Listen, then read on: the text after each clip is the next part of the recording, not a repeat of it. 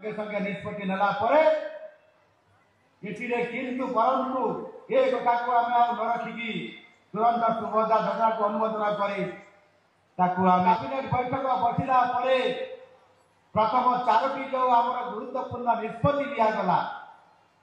से 4टी निष्पत्ति उपरे सुभद्रा योजना अन्यतम आम आज कार्य लगे आज संपूर्ण भाव आज 10,000 टंका लेखा प्रति वर्ष आज महिला मान को दवाई निष्पत्ति नहीं प्रदान व्यवस्था रखा जाइए। ये प्रथम किस्ती चली एवं आज हूँ चतुर्थ पर्याय ये प्रथम किस्तिर वर्ष में 50,000 टंका दवाई निष्पत्ति ने सुभद्रा योजना माँ मान को 2टी किस्ती वर्ष को 10,000 टंका सहित 5 वर्ष में 50,000 टंकार आपण माने समस्ते माँ माने एवं सुभद्रा भौणी माने आज जो माने अर्थ पाइले आगर जो माने पाइथिले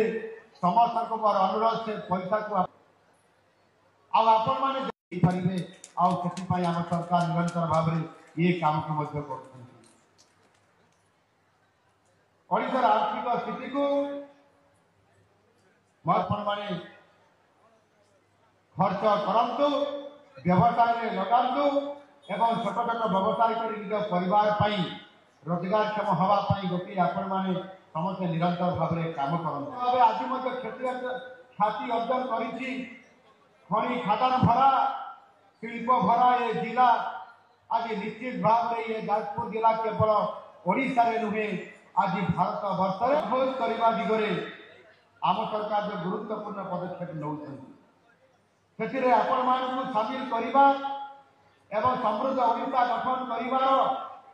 बहुत बड़ा गुरुत्वपूर्ण भूमिका आमर यशस्वी प्रधानमंत्री नरेंद्र मोदी जी आपण मान से प्रकार सुजोग दे आज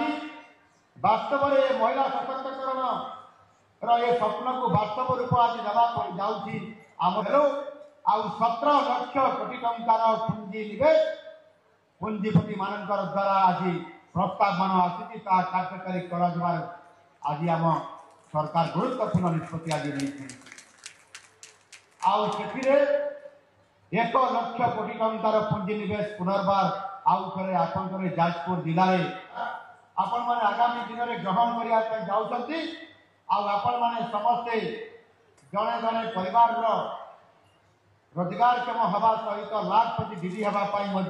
आपण मान सुजोग प्रदान करने आज ये जाजपुर जिला एक ऐतिह्य संपन्न ये जिला ये जाजपुर जिलार पुरातन समृद्ध ओडिशार ये हूँ प्राचीन सहर राजधानी ये आपंकर ये अंचल समृद्धशाली थिला एवं ये समृद्ध जिला ये सुभद्रा योजना ये योजना आज राज्य अर्थनैतिक क्षेत्र में गोटे प्रगति क्षेत्र में प्रमुख भूमिका आज नौकरी एवं विशेष कर एक स्वतंत्र स्थान अधिकार कर ये जाजपुर कलिंग नगर अंचल आज एक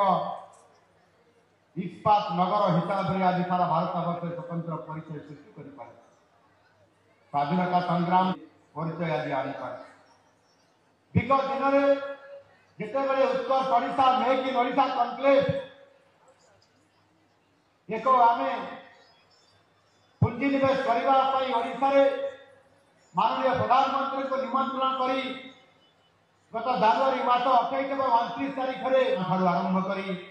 कला साहित्य संस्कृति कृषि प्रधान एवं पर्यटन आज निश्चित भाव एक नूतन भाव ये जाजपुर जिलार भित्तिभूमि या सहित आज शिल्प क्षेत्र में निजुक्ति क्षेत्र में आज बहुत बड़ा गोटे आम समस्त पुंजी निवेशकारी को भुवनेश्वर को डाकी कि शिल्प कारखाना प्रतिष्ठा करने निष्पत्ति नेलु आउे प्रबल उत्साह बढ़ला माननीय प्रधानमंत्री जी नेतृत्व में आम आज सफल एमओयू साइन हो प्रस्ताव सब आसी आगामी दिन में आहरी कार्यकारी हेब जो कि संपूर्ण भाव में ये जिला समृद्धिशाली हम आज এই যে সুଭଦ୍ରା ଯୋଜନାରେ 4ଟି ପର୍ଯ୍ୟାୟରେ जो प्रथम करने दिगरे आम सरकार जो गुरुत्वपूर्ण पदक्षेप नौकरी से आपण मानू सामिल करवा